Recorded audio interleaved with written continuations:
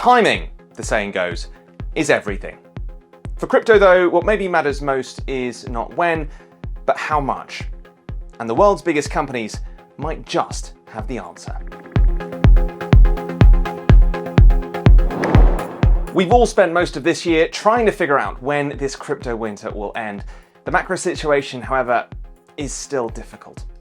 Interest rates, inflation, politics, they all seem to indicate we're not out of the woods yet. In crypto, meanwhile, deposits have been locked up, token prices plummeted, and portfolios, well, you probably know the rest. On top of that, regulators have been catching up with crypto, creating further uncertainty.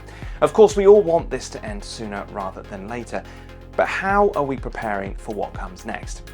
That's our thesis this episode, and to get an idea, we're taking a closer look at what Wall Street is doing. Now, to be clear, we're not looking at which tokens banks are buying, rather we're considering how and what they're building around.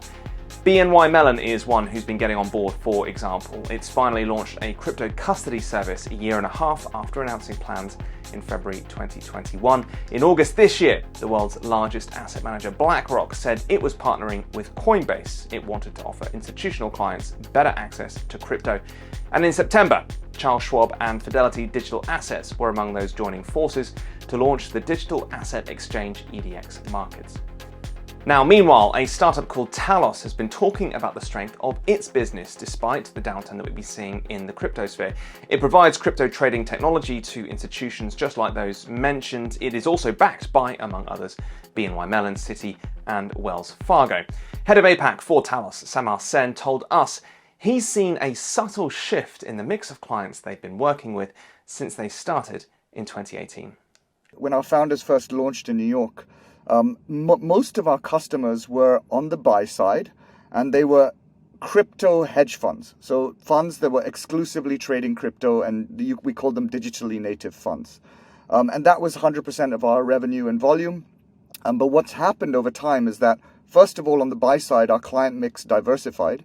So we started to get more systematic funds and high frequency traders, and then more traditional funds like regular directional hedge funds began to come on board as more and more of them started to assign, maybe 5% of their portfolios to digital assets. Sen says that while buy-side customers like hedge funds have been hit by lower trading volumes during the latest downturn, Talos are seeing interesting developments on the sell side, which is firms that issue, sell or trade securities, investment banks, for example. We've seen a lot of clients take up faster than we would have expected. And I think that's because they realize that their long-term views on digital assets and their potential is undiminished. And they recognize that market downturns are probably a good time to build. And so they're doubling down, and we're seeing a lot of these companies installing our software right now and still building their services.